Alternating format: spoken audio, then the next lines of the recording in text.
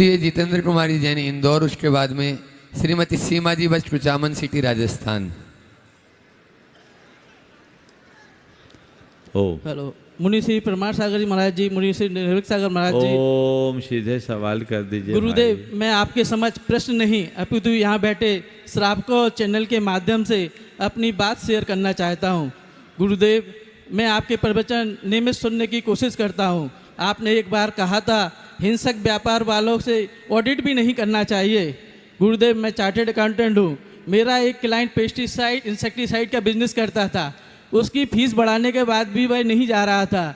एक बार आपके प्रवचन सुने, उससे प्रेरणा पाकर मैंने सीधा रेजिग्नेशन भेजा और रेजिग्नेशन भेजने के 1 घंटे बाद ही उससे 5 गुना फीस का ऑडिट मुझे प्राप्त हुआ।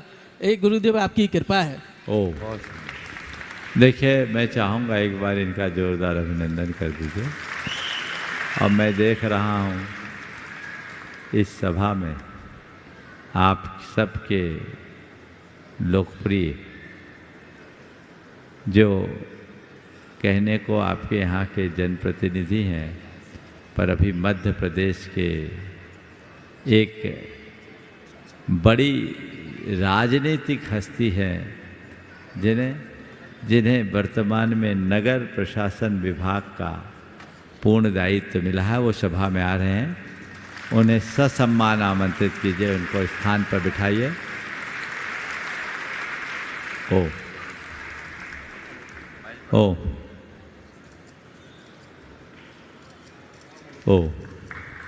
हेलो, एक बार बैठा दीजिए जब तक। मैं सम्मान से आमंत्रित करूंगा हमारे कैलाश जी, विजयवर्गीय मंत्री मध्य प्रदेश शासन, भाई नवीन जी चाहूँगा। अभी बैठा ले, बस 2 मिनट, ये सवाल हो जाए फिर।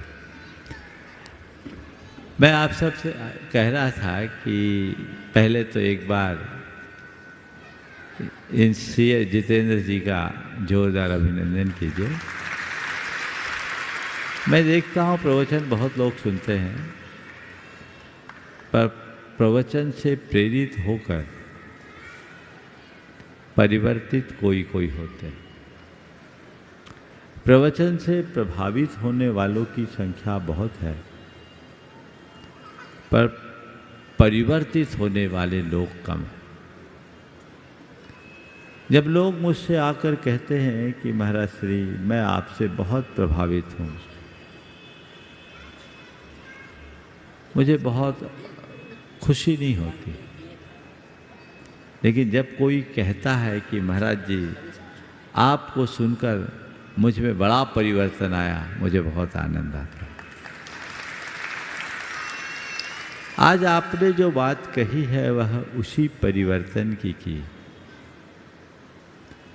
आपने हिंसा अहिंसा का विवेक जगाया और आप एक बड़े पाप से बच गए। और देखो, पाप से बचते ही शुभ संयोग मिले, कई गुनी वृद्धि हुई। मैं तो कहता हूं कदाचित ऐसा नहीं भी होता तो भी जब समझ में आ जाए तुरंत पाप से दूर हो जाओ। ऐसे कई लोग हैं जो प्रवचन को सुनकर जीवन बदलते हैं। मैं जब अजमेर में था, मेरे एक प्रवचन का विषय था धर्म और धंधा।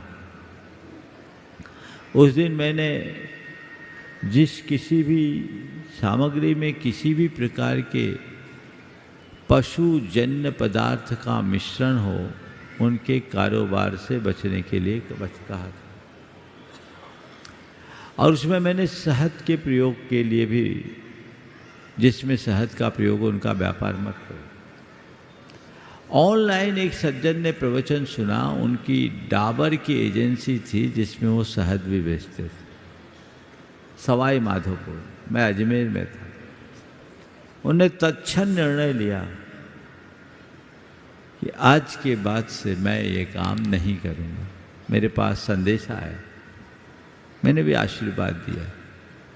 बहुत सारे लोगों ने उसे कहा कि तुम ये क्या पागलपन करने जा रहे हो, उसमें तो एकदम चलता फिरता धंधा बैठ जाए। उसने कहा मैंने सोच लिया तो सोच लिया, मैं पीछे मुड़कर देखने वाला नहीं। और उसके बाद उसने दूसरा व्यापार शुरू किया और आज पहले से कई गुना आगे बढ़ गया है। पाप से बचने का जब भी मौका आए तुरंत बचो, क्या पता कब कौन सा पुण्य उछल जाए और तुम्हारे जीवन का काया पलट कर दे। बहुत बहुत आशीर्वाद। राजस्थान